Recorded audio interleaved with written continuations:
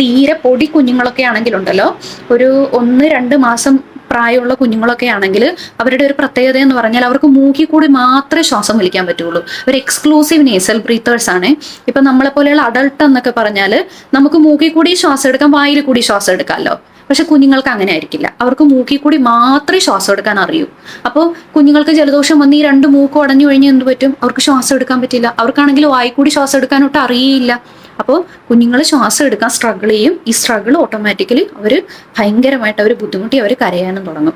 അപ്പോൾ ജലദോഷമൊക്കെയുള്ള മക്കളാണെങ്കിലുണ്ടല്ലോ, വീട്ടിലെപ്പോഴും ഒരു സലൈൻ്റെ nasal drops, parents അമ്മമാരാണെങ്കിലും അച്ഛന്മാരാണെങ്കിലും അതൊന്ന് കരുതി വെക്കണം കേട്ടോ. സലൈൻ നേസൽ ഡ്രോപ്സ് എന്ന് പറയുന്നതേ അതിന് സൈഡ് എഫക്റ്റ് ഒന്നുമില്ല, സാധാ ഉപ്പുവെള്ളമാണത്. ഉപ്പുവെള്ളം എന്ന് പറഞ്ഞാൽ നമ്മുടെ വീട്ടിലെ പോലെ വെള്ളത്തിൽ ഉപ്പ് കലക്കിയതല്ല കേട്ടോ. അതിനൊരു കോൺസെൻട്രേഷൻ ഉണ്ട്, 0.9% എന്ന് പറഞ്ഞിട്ട്. മെഡിക്കൽ സ്റ്റോറിൽ ചെല്ലുവാണെങ്കിൽ നമുക്ക് അവിടെ നിന്ന് അത് കിട്ടും. അതൊരു ഓവർ ദ കൗണ്ടർ ഡ്രഗ് ആണ്. അതിന് ഡോക്ടറുടെ പ്രിസ്ക്രിപ്ഷൻ ഒന്നും ആവശ്യമില്ല, അതിന് സൈഡ് എഫക്റ്റ് ഒന്നുമില്ല. അപ്പൊ അതെടുത്തിട്ട് ഈ ഒരു മൂക്കിൽ ഒരു ഡ്രോപ്പ്, ഈ ഒരു നോസ്ട്രലിൽ ഒരു ഡ്രോപ്പ് വെച്ചിട്ട് 2 ഡ്രോപ്പ് 3 നേരം വെച്ചിട്ട് ജലദോഷമൊക്കെയുള്ള മക്കൾക്കൊന്ന് ഇട്ട് കൊടുക്കുകയാണെങ്കിൽ രാത്രിയൊക്കെ അവർ നല്ല സുഖമായിട്ട് അവർക്ക് ശ്വാസം എടുക്കാനും പറ്റും. നല്ല സുഖമായിട്ട് മക്കൾ ഉറങ്ങിക്കോളും. ഒരുപാടൊന്നും അവർക്ക് ശ്വാസം എടുക്കാനുള്ള ബുദ്ധിമുട്ടുണ്ടാകത്തില്ല. അപ്പൊ വീട്ടിൽ ഒരു സലൈൻ്റെ ഒരു നേസൽ ഡ്രോപ്സ് ഒന്ന് കരുതിയേക്കണം കേട്ടോ.